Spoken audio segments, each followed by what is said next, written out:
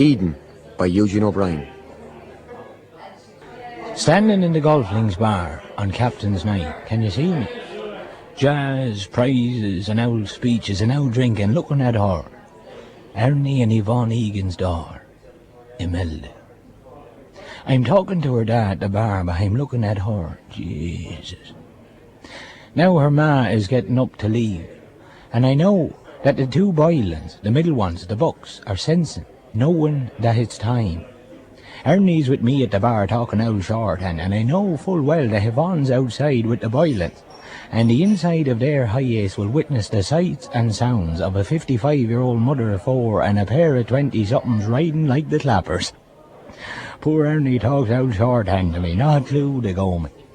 And I wonder how such a beautiful ride of a thing, their young one Imelda, who's now inside driving to the jazz, could ever have been the product of his sack. I had a 25-footer to the back 9-11, says Ernie. Really, Ernie, did you hold it, I say? No, says Ernie, just a fraction past. You didn't hold it, Ernie, jeez, you'd hold nothing. You wouldn't score in a brothel with a 10-pound note stuck to your lad, I say. And he laughed. Ah, yeah, that's me, wouldn't hit flying elephants. And I laugh and take a big swallow of the red diesel and think, sure, isn't it nearly as much crack here, talking shite to Ernie and imagining what his wife and the boys are doing in the van as actually being out there with them? Anyways, it's not Yvonne that I'm after. Oh no, it's her young one, Imelda. Tony tried her one night, nothing on, and Tony's rode the range. He is James Galway, the man with the golden flute. He's the reason I'm here in the golf club. Never hit a ball in me life. Wouldn't drive nails. But Tony's played for years. He's James Galway and I'm not. I'm strapped, saddled, married. I'm watching the telly, and there's this woman, and she's in tears, because her daughter was murdered by your one Myra Henley, and there's talk about letting her out. Over my dead body the woman is seeing. It's fierce depressing to see someone so angry and upset, which makes me turn me eyes from the telly to the clock and think about the book upstairs, as it usually be time for the book. I keep it in one of the suitcases. Safe enough in there as Billy hadn't picked up a suitcase in years. There's a fierce urge on me to tear upstairs, open the case, root out the book, and ever so carefully open page 174. Fierce slowly. Page 174. To the harem, where the woman is chosen out of a whole rake of women, picked out by these guards, and they escort her to the Sultan's tent. And her husband, who was never satisfied her is there, forced to look on. No, I won't. Not tonight, 'cause I'm saving myself. I'll leave the book where it is. Anyway, Imelda's back. The daughter, not the ma. She's still outside in the van. Ernie is talking to Sergeant Ryan now, who's Mickey Monk drunk and talking shorthand about the time Fergus Farrell's head was found in the bog, and I'm wondering how I could get talking to Imelda. Last Saturday, this night last week, drink after Spider's nightclub in Feggy Fennelly's house, and I'm fairly Mickey Monk, talking fierce shorthand, loading me whole rigmarole, you know, and she was listening, with the crowd, and laughing, and I was on, I was flying. And now it's here again. The Holy Trinity. Friday the B's and E's, Johnstown Bridge. Saturday here in the golf links, but usually Spider. Sunday Max, late bar, and she'll be there too. Set it up tonight, and then tomorrow night I will be James Galway. My flute will be pure gold, and they'll all know. In Brophy's, Bob's Bar, Max, Flanagan's, to top it up, to turn in the corner house, Kavanagh's. They'll all know in every bar in town that I rode Imelda Egan, and Tony didn't. I take a swallow and see that Yvonne has swan back in, not a bother on her. And the two Boylans not far behind her, who start chatting to Ernie, who's offering to buy them drink. Yvonne passes by, and I say, "Having a good night?" "Ah, yeah," she says. And I congratulate her on the best gross or net or whatever bit of useless crystal she's won. And I buy her a gin and tonic as an excuse to get sitting with Imelda. I remember from the night in Feggy's that Imelda was going for some office job in Jimmy McGoldrick's, bodybuilders. So we're chatting about that. And I can't help looking at her and thinking how I'd come like a cat out of a skylight if she even looked at it. And this puts me off, and I hesitate like in York, which lets her friend get in with something about Jennifer Cullen coming home from Australia. I've no drink left, but I don't want to lose me seat beside Imelda. And where the hell is the man I came out here with, Tony, James Galway? Now, Ernie has arrived over with some young fella, not from the town, and they're talking about some putting green thing, some portable 10-foot-long yoke that folds up so you can practice in your house, and I don't know why I'm listening to this, but anyways, the young fella sells these things round the country, and he's telling us about his mad Uncle Gilbert who invented the greens. He was talking to Sevi Ballesteros at the Irish Open, saying how Sevi could take one home to Spain for free. He could put one in the back of his car this instant, but Sevi declined. And I'm eyeing the bar. And Lee Trevino wasn't impressed either. So the uncle went out to RTE and set the putting green up on the main stairs, saying that he wouldn't move it until Gay Byrne himself came down to have a go and put him on the Late Late Show. So Byrne came down and agreed to have it on as long as Uncle Gilbert was nowhere near the studio. We're all laughing because he told it well, like. And now Yvonne wants one for the house, and Ernie's saying that they're great yokes, and it's all a pain in the Nat King Cole, because Imelda and the friend are leaving to talk to Geraldine Cullen, sister of Jennifer, who's coming back from Australia. So I head straight to the bar and get a pint and a short, keeping an eye out for Tony, taking a gape into the dance floor. Slow set is on, when finally I spot him at the other end of the bar. He's with Eilish Moore, who's back from England. She's a great pal of the wife's, of Breedit, and she's separated from some English fella. And I know Tony'll be trying to ride her tonight, and I don't feel the May West. I don't feel, what is it, whether I'm coming or going or something. I don't like this kind of crack, this mad as a March hare in spring crack, and I'm fighting it, I'm swallowing, eating the glass. It's like last Saturday night in Spiders, the same feeling which didn't go until I was properly Mickey in Feggy's house and talking shite. I hear Eilish laughing. Look to see Tony taking a drag of his smoke real close together. And I'm raging, 'cause we won't be able to stay up in his house drinking now, 'cause he'll want to be at her, and I can't see Imelda anywhere, only her ma and da, Ernie and Yvonne leaving, glasses being collected, and Nobby coming shouting, "Come on lads, will you go home?" So I take a walk into the bar, 'cause I hear girls laughing, but it's only the fat Corcoran ones on their way out. Tony shouts at me, "Come on, he'll take me into town." He's in great form, and Eilish shites on about Breda in the front seat all the way home, and says she'll be round to see her tomorrow. And they leave me outside the front door as Tony speeds the pair of them on up the town. I'm lying beside her now. She's definitely lost the weight. I hear the guard dogs barking up beyond in the granary, and I wish I was in Tony's sitting room, drinking whiskey and talking shite about Imelda Egan and how I was going to get off with her. It was me best friend Eilish gave me the book about a year ago, before she went off to England with Cliff. He was this English fella from London that she met up in Dublin while she was nursing. Eilish is going to be a great help to me tomorrow night. It's me big entrance into the pubs of the town.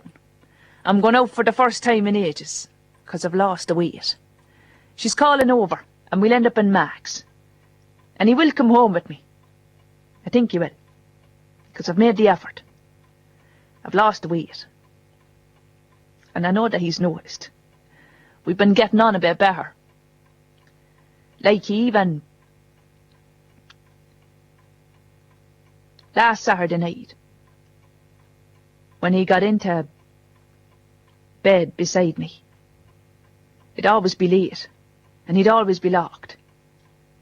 But last Saturday, he put his arm around me. I moved closer into him, and he kissed the back of me. I turned my face round to him. Then he kissed me again. And I thought just for a second that he was going to, But he drifted off, his arm staying round me for a while. So do you see what I'm saying? I think we can, after Max tomorrow night, be a proper married couple again. I'm up in the bed now. The head is racing. Can't settle. That weighing scales. Me da. The family in the kitchen. Dreading me eyes for looking at him. Lose some weight, will ya? It was his way, trying to do me good. Half asleep now. In betweeny, nightmare-y kind of thing. The name. They had a name for me. They'd look around, they'd laugh and whisper. Sports day, long jump, sweaty and nervous as the crowd gathers round. Wiping me brow, the volume rising, chanting me name. Breathe, breathe, louder and louder until I have to take off. Move as fast as I can. Run, run, run, right through, straight through, forget to jump. Now they're all having a field day, laughing like hyenas, chanting that name at me. That other name. Them whispering and sniggering in the hall, school discos. That name. Eilish always there with fellas chatting to her. All types. The brainy ones, the ugly ones, the cute ones. All there chatting to her. Sniggering the name at me. The name.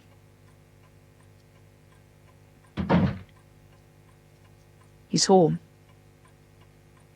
Heavy cigarette breathing. Shoes against floor. My eyes are open now. It's Billy home. But I don't let on to be awake. In beside me now. His breathing right in beside me. But no arm comes round me this week. And there's no kiss. It's all right, though, because I'll drift off again.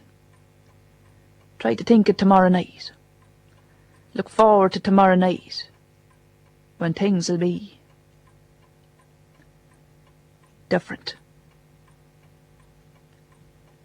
I hear the dogs barking above in the granary, and I think of the book. And for a moment I wish I was back in the harem, being chosen out of all the women, being escorted by the guards to the Sultan, who's waiting for me above in his tent. I open me eyes. It's about 11. I feel fairly rotten. Not fully poisoned, but near enough.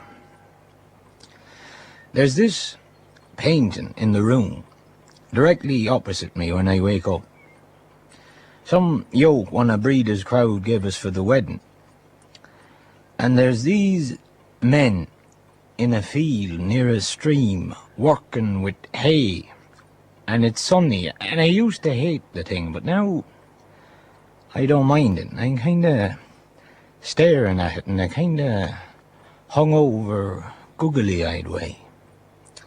And I'm imagining that I'm in it, in the painting, on some big estate, and Imelda Egan is a parlour maid or something.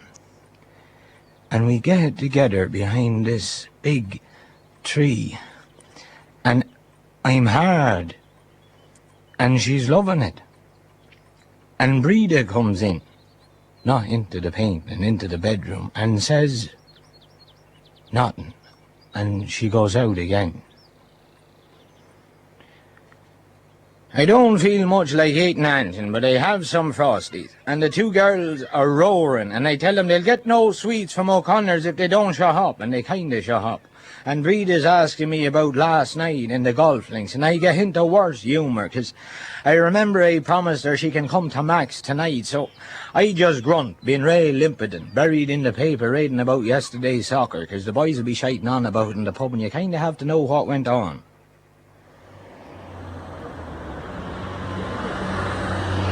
Walking down the road now, I meet Feggy, and him and myself and the Banana O'Brien brothers and the skunk, who thankfully has had a wash as it's a Sunday, stand at the back of the church until the mass is over.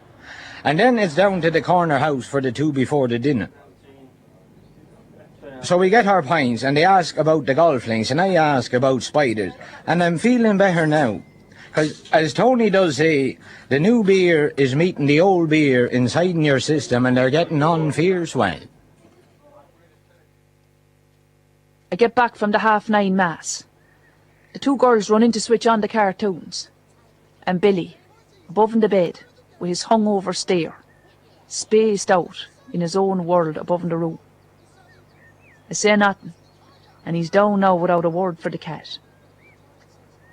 I can't quite remember how long it's been like this. Things just seem to...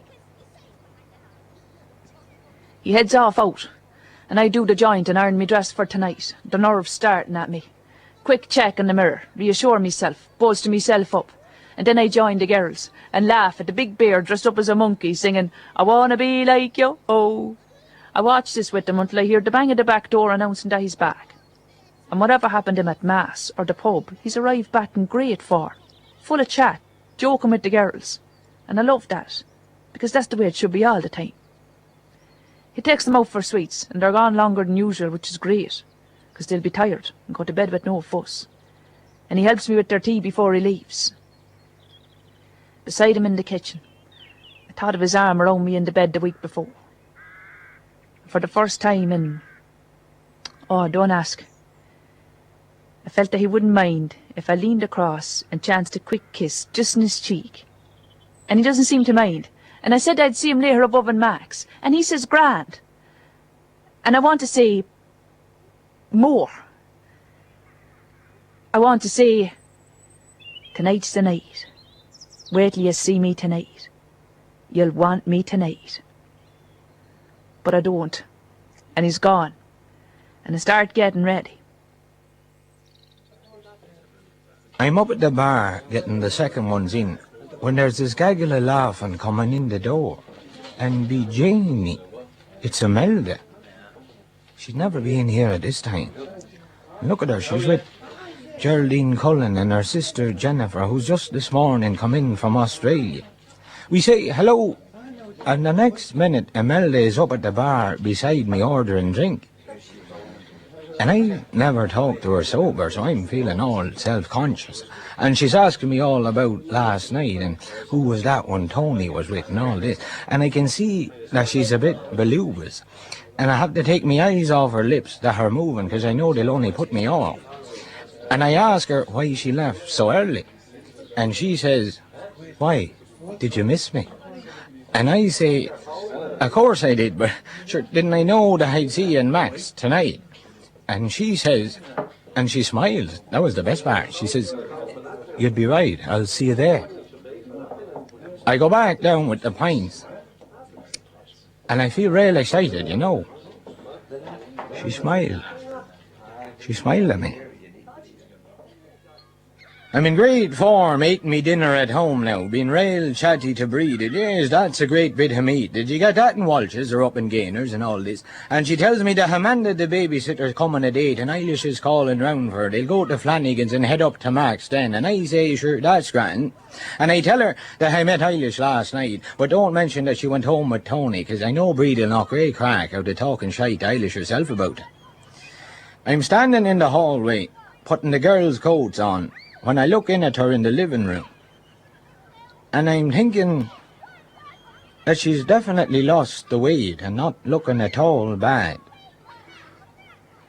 I walked the two girls down to O'Connor's for to get them the sweets, then back along the canal bank and wash the chocolate off their faces when we get home, and even help Rita with their tea.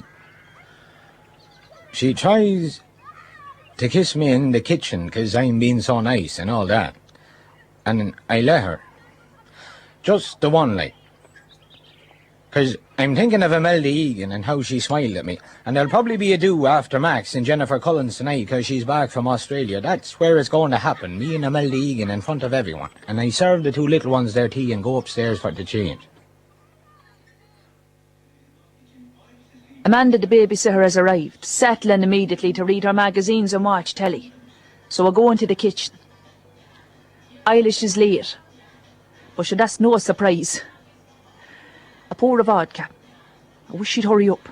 I check myself again in the mirror in the hall. I think I look all right. Hope I haven't overdone it. But sure, I knew Eilish wouldn't let me go outside the door looking like a York. She's always looked out for me. Even as we got older and the boys started to call me the name, she never turned her back on me like so many of the others. It's 9 o'clock now. And just in thinking of ringing Eilish 'cause she's late even for her, she comes bursting in the back door. Give us a drink, in great form. And sure, she's telling me all about Tony and why she was late. Spent the whole day in his flat. All day. And she's laughing. Who would have ever thought me and Tony Tyrrell? But sure, all she wants is a bit of crack. After the cliffhanger, as she just called the English fella now. 'Cause the cliffhanger was hard work. He was pure mule. We used to use that to describe anything from a night out to a long queue to a shite beer to a bad snog. But it always meant the thing was desperate or disappointing. It was just pure mule. But tonight wouldn't be, 'cause I'm having such crack with Eilish in the kitchen. Laughing 'cause I feel like a teenager. It's 9:30 now, and Eilish picks up her bag, swings it up onto her shoulder and says, "OK, girlfriend, let's live at large." And I gulp back the end of my vodka and follow her out the back door. Heading up the road on the last lap of the Holy Trinity. They're not a bother on me, raring to go, feeling good like. You can tell by the way I use my walk that I'm a woman's man, no time to talk and all that shite. Into Kavanagh's, settle on the high stool beside Feggy and the skunk. The Banana Brothers arrive in. The big banana's having some stupid argument with his younger brothers, Little Banana and Middle Banana, over what year Scobie Doyle was killed in the car crash. We kinda smile to ourselves and stare at Magella behind the bar pulling our pints, because we always do wonder what she looks like without the wig. Time is marching. It's time for Max. And I spot the young fella who sells the putting greens coming in. And I say, "How are you?" And he introduces himself. Owen is his name. And he's telling us that Ernie Egan had taken him for a drink after he'd sold 3 greens. And it was grand until Ernie got a bit mickey and started to, as Owen put it, bore the tits off.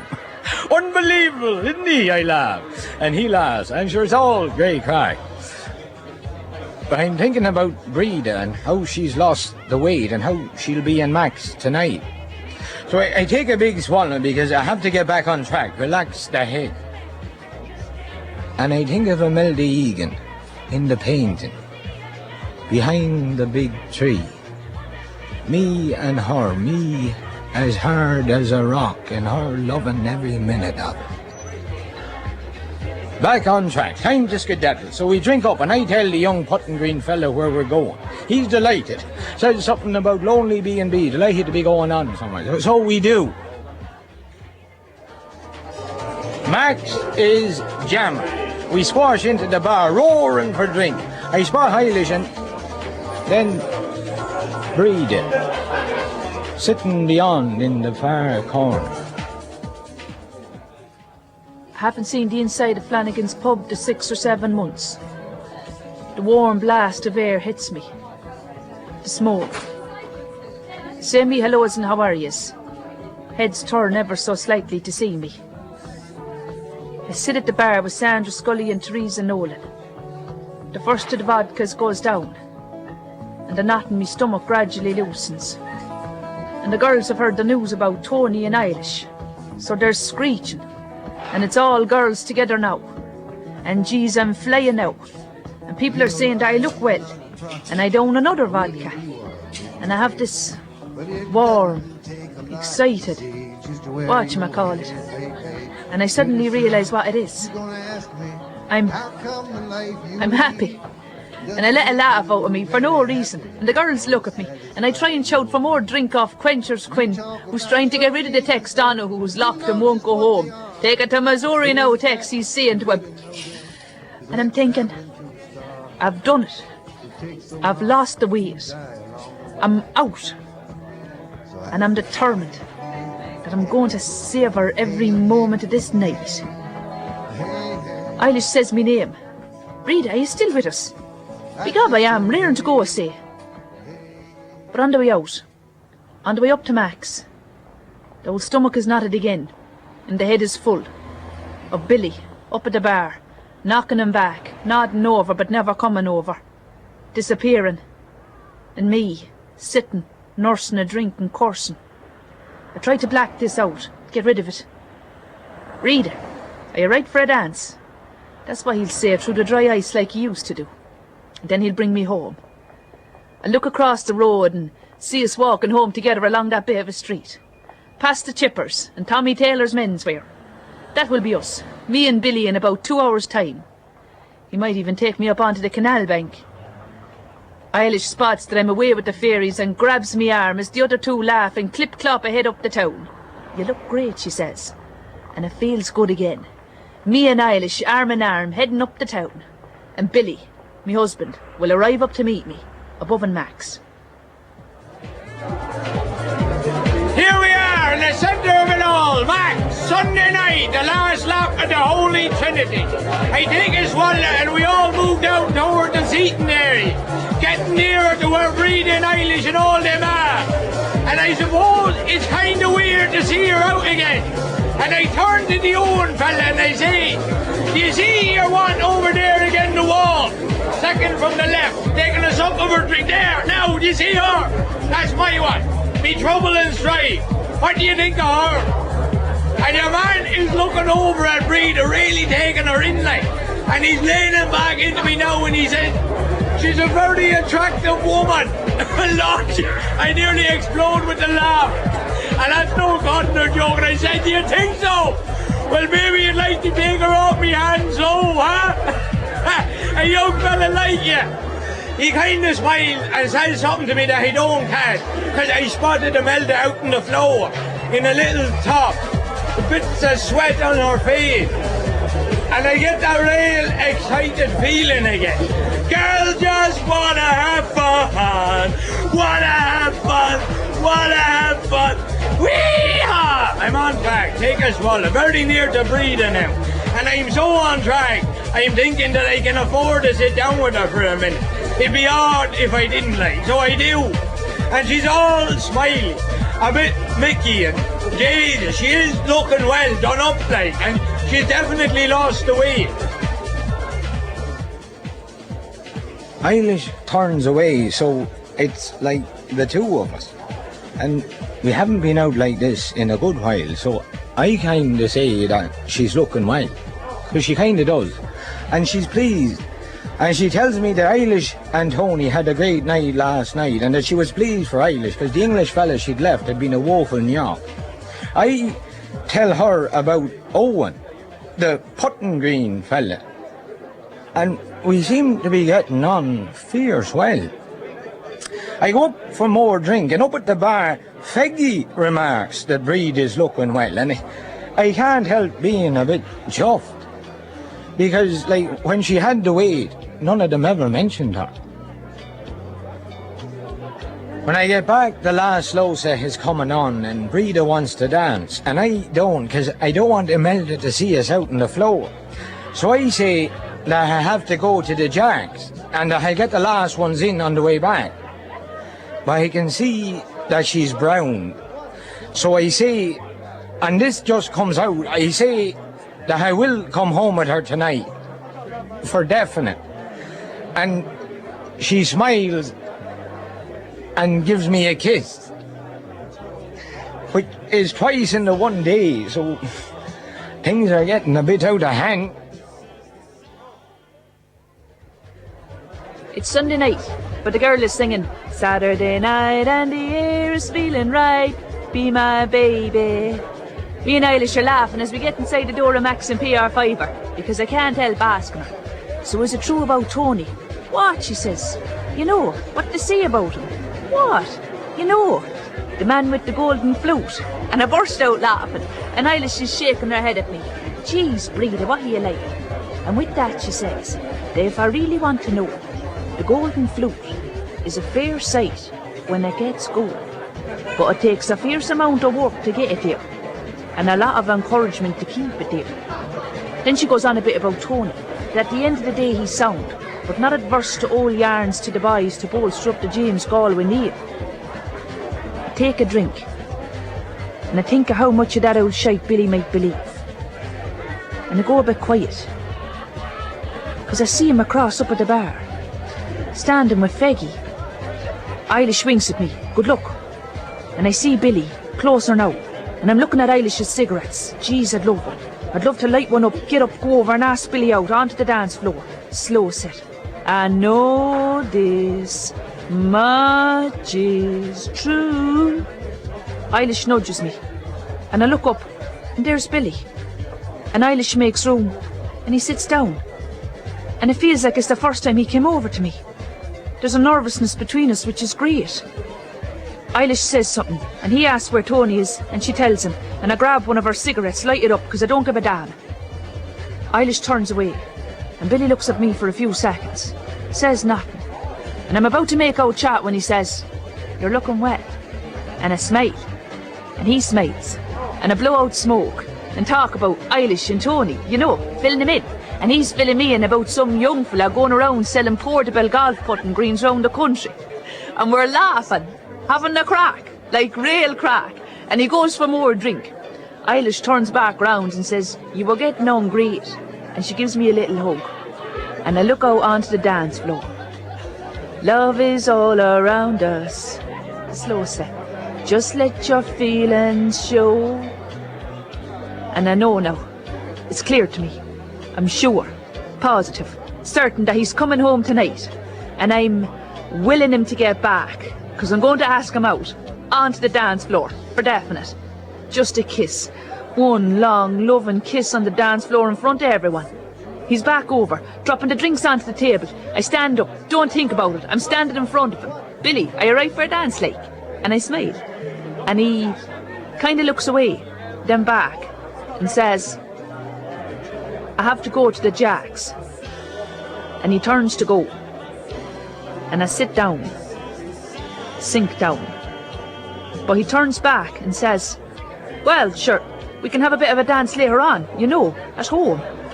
I spring up so quick that the drink on the table nearly goes flying, resting me hand on his shoulder and kissing him on the cheek. And he's gone. And I'm floating, giddy now, taking a big sup of vodka to celebrate. He's coming home to dance with me. Not here, at home. And I wonder what he's thinking now, what he's feeling. Because for the first time in ages, I think that we might be feeling the same thing.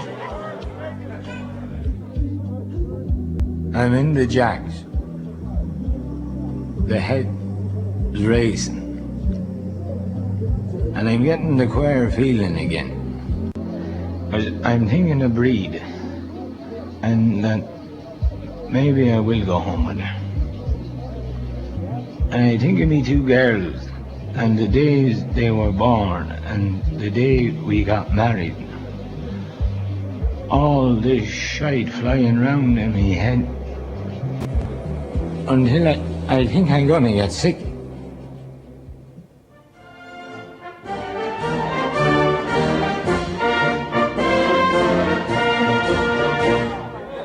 The anthem comes on, and I have to steady myself to stand up, because I'm fairly locked. Jesus, I am. He's back with more drink. Anthem's over. Sit. Must tell him it'll be all right. I'll talk to him. Reassure him, you know, about the night ahead. And Eilish says something about him not getting too drunk. And I laugh. And I do. I do reassure him. And I'm squeezing his hand. It'll be different tonight, because I've made the effort, you know. And so have you. And I just want to rest my head on his shoulder, because I'm that locked now. And he's releasing his hand, saying that he just wants to go over to talk to the boys for a while. And I'm smiling.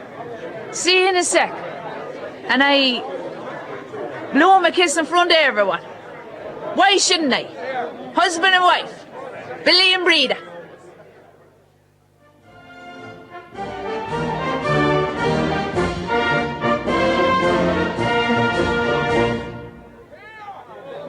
I'm out at the Pack Bar now, and as I knew there's a party back in Cullen's tonight, because Feggy roars it over to me, and was I coming? And I say, I don't know.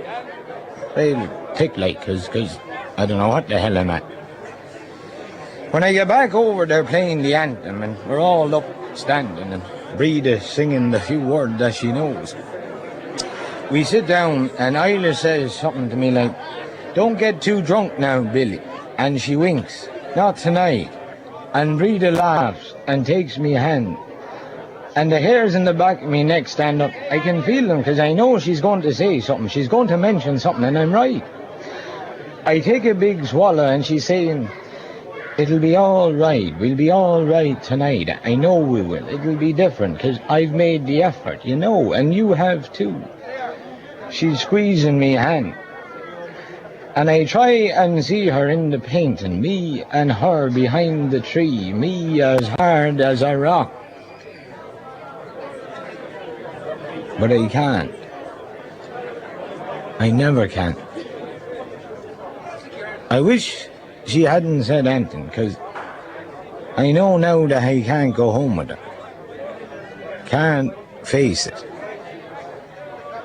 I have to be James Galway. I have to go to the party. I have to get off with Imelda Egan, get back on track. So I grab me bottle and say that I'm going over to talk to the boys for a minute. And she smiles and turns to talk Irish. I slip up to the bar and order an agin and a few large bottles and out the front door. The place is beginning to clear, but me head isn't. So I offer Eilish me vodka, looking forward to being outside. Eilish is chatting 90 to the dozen. People pass by. A crowd of young fellas singing Wonderwall. I'm out the words along with them. Today is going to be the day that you do whatever you do. And me eye drifts over to the bar, to the boys, the skunk, the golf green fella, the bananas, and there's no Billy. No Billy. I'm going up to talk to the boys. No sign of him there talking to no boys. Boys talking, but where's Billy? Because Tony has arrived. James Galway has arrived out of the blue. And Eilish is beaming. Tore down from Dublin to see her. Reckon she'll still be here. And she is. And they kiss in front of everyone. And he greets me and says, where's the man? The man, I say, the man is a thing.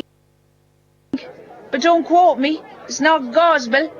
The man, Breda, your locks is Eilish. The man is in the jacks. All right, says Tony. And Eilish turns to me. I'm going to head up. You and Billy are going home, aren't ye? I'm nodding me head. I'm just waiting for himself. Tony is saying something to Eilish, muttering. Now she's muttering, and he gets up and goes. And I turn into Eilish's big eyes staring into mine. Words coming out of her mouth. Careful kind of words. Listen to me. Tony's just going to check around. See where he is. And no sooner have I taken this in, when the Raff Finnegan is over trying to chat up Eilish, who's laughing, making a skit of him. Go home, rat. You're pure mule. Tony's back from doing his rounds. And I knew, by the gump of him, that I'll be walking home on me own. He's muttering again. No sign. But I hear perfectly, and that confirms that the evening, the night, has turned mule on me. Pure mule. I light a fag and I stand up when I'm putting on me coat. Eilish is saying something about finding him. Where could he have gone to? She asked Tony, and he's real embarrassed. Well, he's probably gone up to the Cullen sisters' party. Eilish is all action now, stubbing out the fag, getting on the coat, grabbing the bags, lighter, draining drink. We're heading up there, straight up, march in, show him up in front of everyone. Tony's getting worried. James Galway doesn't want the scene. Well, he needn't sweat, because I've no intention of going anywhere near. I'm smoking me fag and I'm trying to be calm, because the whole point of the night is that he should want to be with me at home. He should want that, but he obviously doesn't. So leave him to whatever it is he does want. The drink, whatever. Leave him to it. So we're up in Castle Avenue in Geraldine Cullen's house, fairly packed, and I'm standing with Geraldine and her sister Jennifer, but most importantly Imelda, who smells of perfume and drink and fags. And I'm racking me brains to say something to get the ball back off Jennifer, who's going on about some mad fella from the Fiji Islands who she met in Australia. And they're all screeching, laughing. And before I know where I am, the skunk has his guitar going, belting out, Waltzing Matilda, which of course the girls are real into. And they say they'll see me later, and I'm left standing on me own, beginning to feel really brown, when who comes in the back door? Only Tony and Eilish. "How the boy?" I say, because I'm pleased to see them. "Hello," says Tony, but Eilish walks past saying nothing, and I say, "What's eating her?" And Tony looks at me and says that she's fierce thick with me for not going home with Breed. And I say, "So Tony, I was always going to be up here." He gave me this look, a queer look, not a look I've seen before, as if to say, "Why are you up here, Billy?" And I try and ignore this. Tony'll come around, whatever's it. At the end of the night, when I'm with Imelda Egan, he'll take his cap off to me and he'll whisper, "Good man, James Galway II." So I head on out of Max into the air, and it seems cold. Everything seems cold. And the other two catch up with me, and Eilish wants to see me home. And I said, I'm grand. And they eventually go off. Eilish still protesting. Tony calming her. I'm not grand. I'm boiling, raging, clip-clop down the town on me own. Through the arguments and snogs, the roars and shouts. I passed the chipper, Carmel Connolly still there behind the counter, big red face and her strangled with the queues. Clip-clop walking on. Further now, past Frida's Fashions, where Billy once got me a voucher for. Past O'Connor's, where you just buy them the sweets. To the Canal Bank, where he used to bring me. Up on the bank now. Don't want to go home. Not yet. Crying. Like I did that time at the Debs. It was on at the Greville Arms. Kieran Keaton, not the best looking of fellas, being fierce shy but fierce polite. Talked about business studies and Athlone. And after enough smithics at the end of the last slow set, he asked me up to dance. And then he kissed me. Real beginners like, the pair of us. But at last I'd been kissed. Heart pounding. Flushed. Bacardi and Coke excitement. Where was Eilish to tell? Not on the floor. Not at the tables. Had to tell her. Not in the jacks. Someone said she's gone outside. The car park. The coach is waiting for us. The cars. I see her with her fella in the back seat. Window's not quite steamed yet. It'd be all right to knock. So I do. On the window. Eilish, I say. Eilish.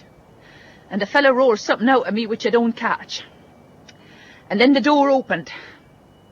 Who's that? Is that Pig Arse? It's Pig Arse.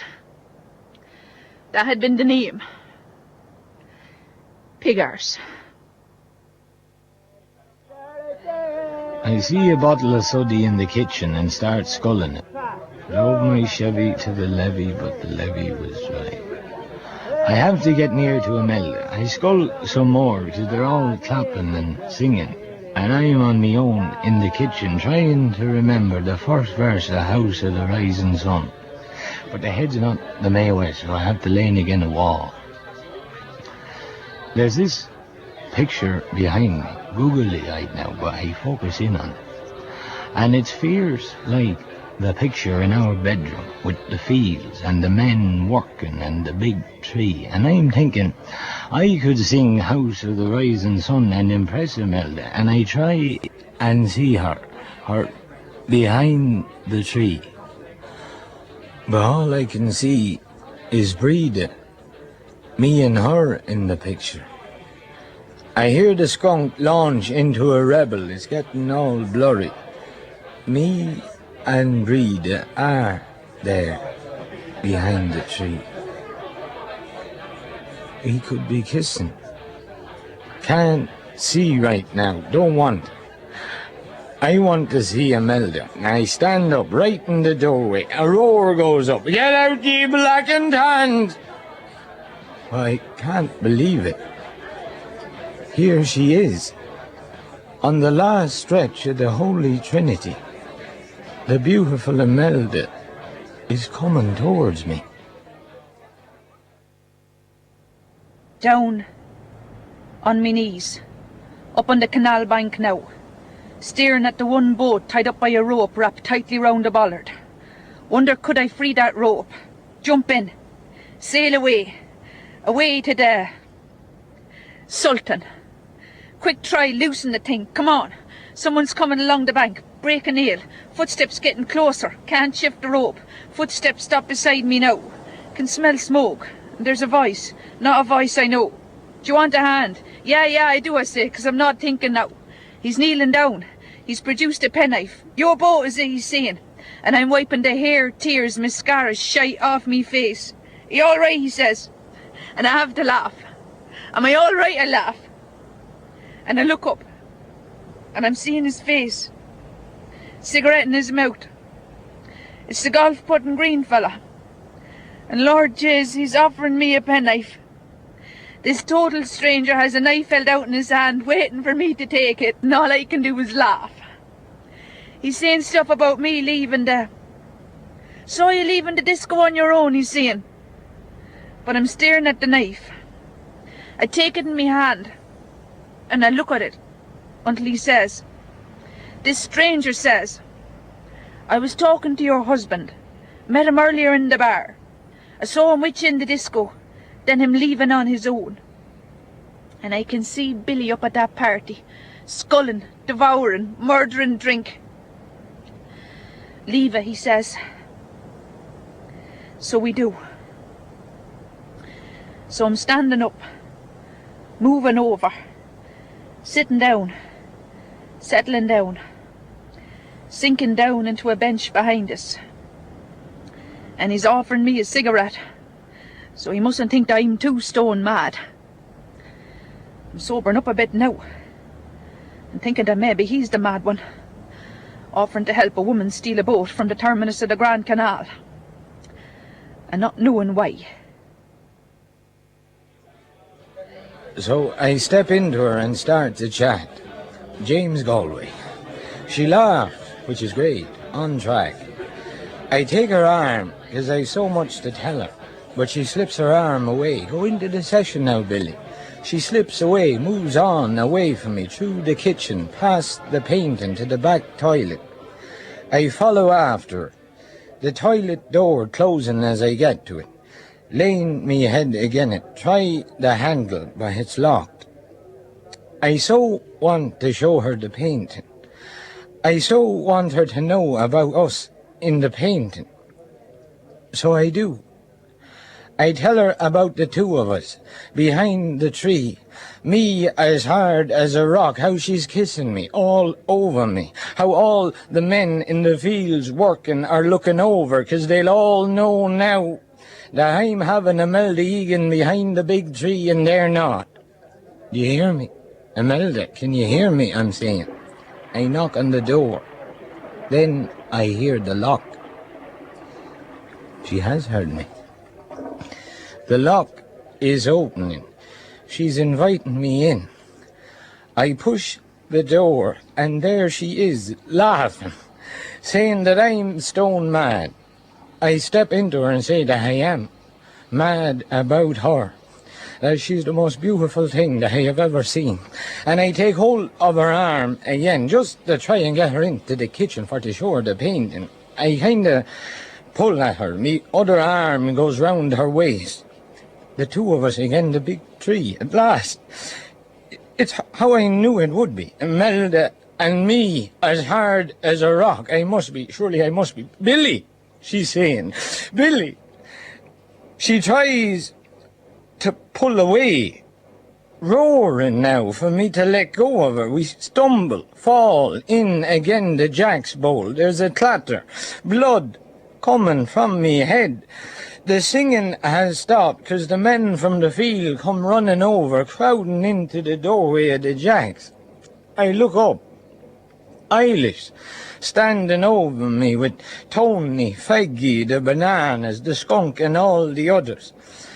For a second there's not a move or a word until someone lands a kick into me. Jesus, Tony jumps to pull him back. Imelda frees her arm and backs off. Eilish roaring at me. You're nothing but a disgrace. I try to get up, clinging to the jack's bowl. Eilish standing there boiling.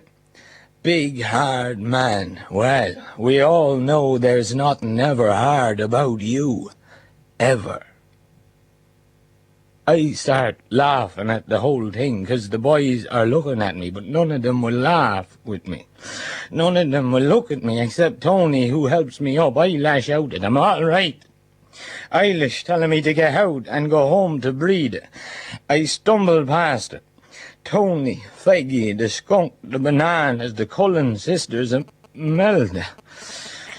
The whole lot of them, past them all and out the front door, me eyes squinting against the bride, head spinning, ribs aching from the kick, balance going, fighting for to keep straight, but fall into the gate. Not never hard about me.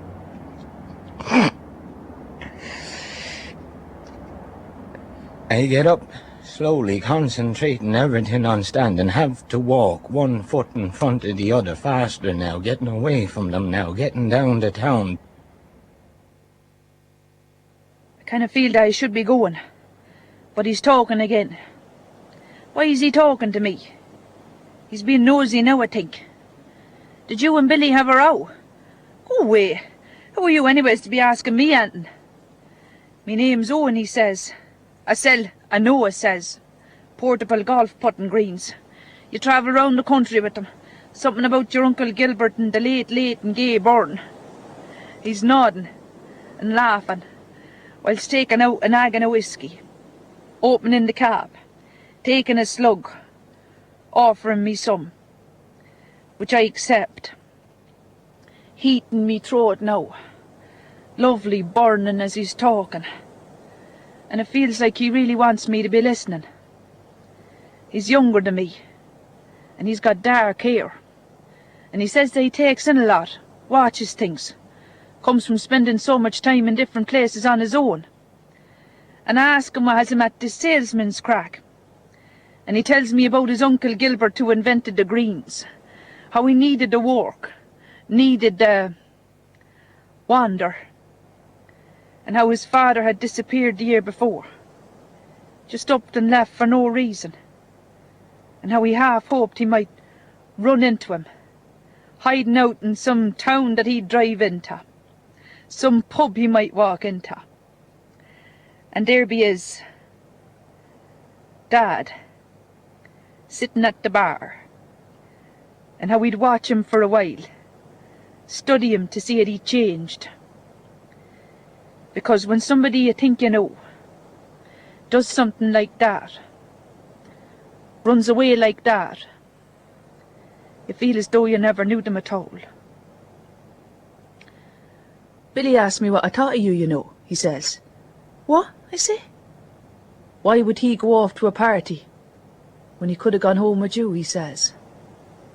His face coming forward toward me slowly. This face that I hardly know. And I close me eyes as his face joins mine. I'm there With him. For I don't know how long, except the breeze is beginning to feel colder.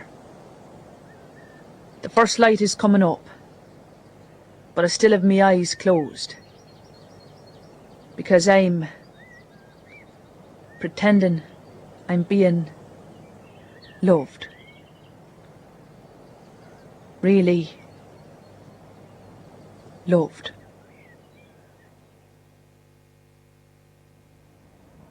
I'm home. Jack Moran is delivering the milk. Can't even look at them. 'Cause they'll all know now. Every pub in town. Brophy's, Bob's Bar, Flanagan's, Max, the Top It Up, the Turn in the Corner House, Kavanagh's. They all know in every pub in town. I'm not James Galway. And I never was. Walking back down the canal bank toward home, where I'll pour myself a vodka, because I've never felt quite like this before. And I laugh at this. At least for this morning I can laugh. So I do. I laugh all the way up the town.